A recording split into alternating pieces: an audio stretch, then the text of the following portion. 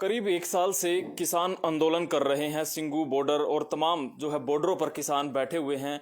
3 कृषि कानूनों की वापसी की मांग को लेकर लगातार करीब एक साल से किसानों का आंदोलन जारी था और उस आंदोलन में करीब 700 किसान भी शहीद हो गए। लेकिन गुरु पर्व के मौके पर कल देश के प्रधानमंत्री नरेंद्र मोदी ने किसानों की मांगों को ध्यान में रखते हुए तीनों कृषि कानूनों को वापस लेने की अब जो है ऐलान कर दिया है। लेकिन इस पूरे एक साल के आंदोलन में करीब 700 किसान शहीद हुए हैं। उन परिवारों की कैसी दशा है, उन परिवारों के पर क्या बीत रही है, उनके कमाने वाला जो घर का सदस्य था वो इस दुनिया से चला गया है, उन परिवारों पर इस वक्त क्या बीत रही है, यही सब जानने के लिए हम आज पानीपत जिले के गांव शिवा में पहुंचे हैं, जहां करीब 9 महीने पहले सिंगू बॉर्डर पर आंदोलनरत किसान हरिंदर वहां पर पहुंचे थे। उनकी वहां पर जो है मृत्यु हो गई थी।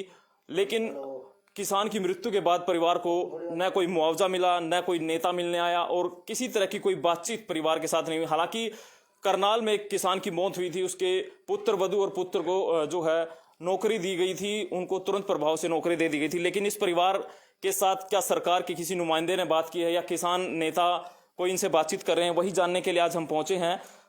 मृतक किसान हरिंदर की पत्नी इस वक्त हमारे साथ, उनसे हम बातचीत करेंगे। हरिंदर जी को इस दुनिया से जाए हुए करीब 9 महीने का वक्त बीत चुका है। किस तरह से उनके जाने के बाद आपकी जिंदगी में बदलाव आया, क्या क्या परेशानी आपको देखने को मिल रही हैं इस वक्त अब जिंदगी में आपकी? आर्थिक स्थिति बहुत खराब चल रही है। बच्चों को पढ़ाने के लिए भी कोई साधन नहीं है। सरकार हमारी कुछ नहीं सुन रही। जैसे उस आदमी की सुनी थी जिसकी डेथ हुई थी, हमारी भी ऐसे ही सुने। हमारे एक बच्चों को सरकारी नौकरी दे। आर्थिक स्थिति बहुत खराब है। उसकी कमी तो कोई पूरी नहीं कर सकता, पर आर्थिक स्थिति तो कोई पूरी कर सकता है। तो क्या बदलाव ऐसा हुआ कि अब पहले जो हरिंदर जी घर पे होते थे, इनकम का एक सोर्स भी होता था उनकी वजह से, क्या खेती करते थे या कोई नौकरी वगैरह भी करते थे? खेती करते थे, सिक्योरिटी करते थे, फील्ड सिक्योरिटी करते थे, खेती संभालते थे 3-4 किले। अब छूट गई हो।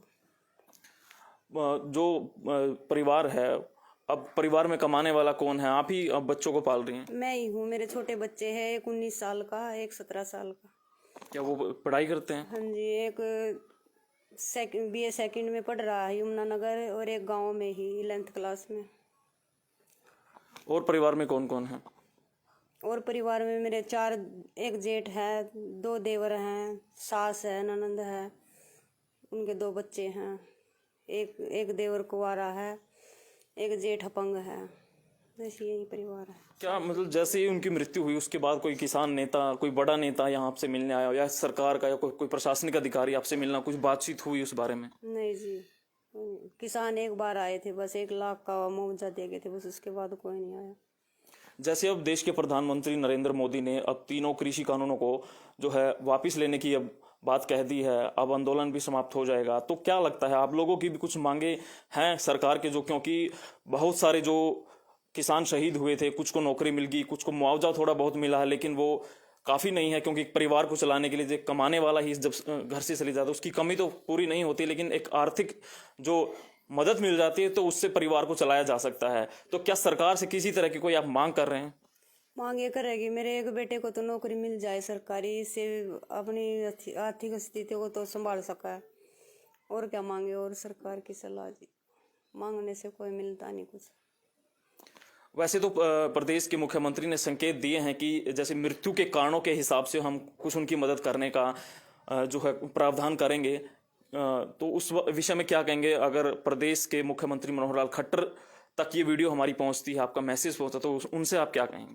उनसे कहेंगे मेरे एक बेटे को सरकारी नौकरी दे और जितना भी हो सके मुआवजा दे, जो हमारी आर्थिक स्थिति ठीक तरह से चल सके, मैं अपने बेटों को पढ़ा सकूं। बस ये गुजारिश। क्या नाम है आपका? नीलम जी। तो मृतक किसान हरिंदर की पत्नी नीलम से हमने सीधी बातचीत की। उनके परिवार के सदस्य हैं, उनसे भी बातचीत करने का प्रयास करते हैं। क्या आपके भाई थे वो? हमारे भाई थे, बड़े भाई जी। तो क्या जिंदगी में बदलाव आया उनका, क्योंकि उनकी कमी तो पूरी नहीं की जा सकती, 9 महीने से ज़्यादा का वक्त बीत चुका है। आंदोलन में वो शामिल थे, आंदोलन में उनकी मौत हो गई। बदलाव तो सारा ही है जी, घर परिवार को देखने वाला, चलाने वाला वही था। खेती भी करता था, रात को नौकरी करता था, सारा बदलाव आ गया जिंदगी में।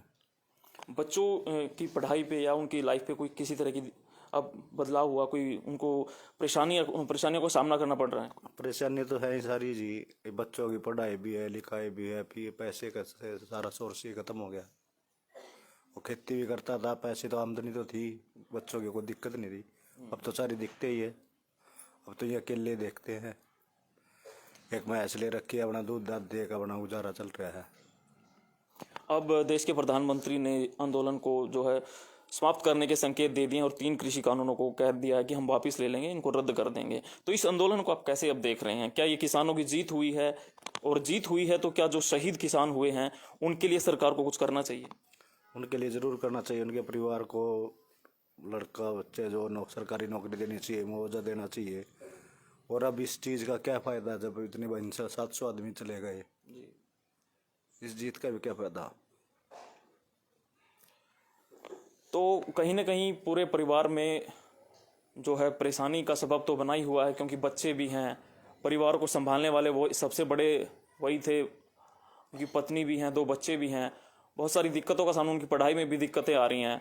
हालांकि इनका कहना है कि आंदोलन में किसानों की जीत तो हुई है, लेकिन ये जीत उस प्रकार से नहीं हुई है जैसे होनी चाहिए थी, क्योंकि 700 किसान जो है इस आंदोलन में शहीद हो गए। देश के प्रधानमंत्री नरेंद्र मोदी जागे, लेकिन थोड़ा देरी से जागे, बहुत सारे किसान शहीद हो गए। हालांकि अब पूरी रिकवरी करने के लिए सरकारें लगी हुई हैं।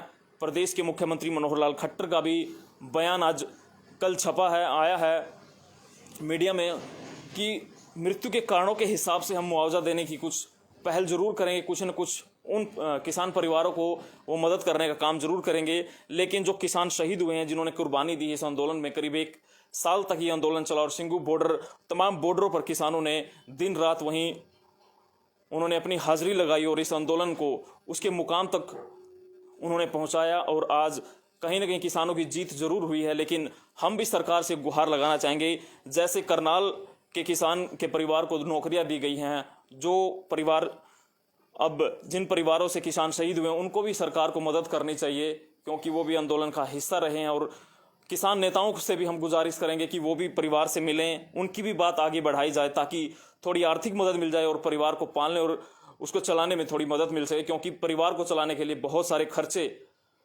होते हैं, परिवार में बच्चे हैं, उनकी पढ़ाई पर बहुत सारे खर्चे होते हैं। इसलिए सरकार को जरूर इनकी जो है गुहार सुननी चाहिए, क्योंकि उनकी पत्नी भी है, कुछ कमा नहीं सकती, खेती थोड़ी बहुत करती हैं, घर में भैंस है।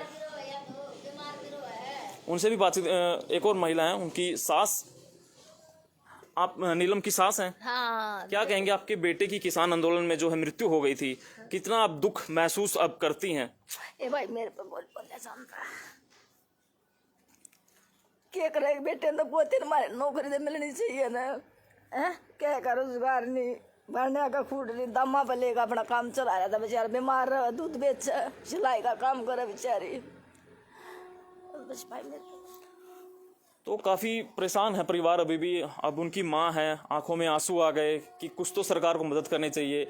अब वो ठेके पर लेकर बता रहे हैं कि ज़मीन खेती करते थे, परिवार चला रहे थे, लेकिन अब कमाने वाला कोई रहा नहीं। अकेली पत्नी है, उनके 2 बच्चे हैं, वो पढ़ाई कर रहे हैं, ग्रेजुएशन में वो बता रहे हैं। तो बहुत सारी दिक्कतें हैं। तो सरकार और किसान नेताओं को जरूर यहाँ तक पहुँचना चाहिए और उनकी मदद करनी चाहिए। सहयोगी के साथ मैं सचिन शर्मा, पंजाब केसरी टीवी, पानीपत।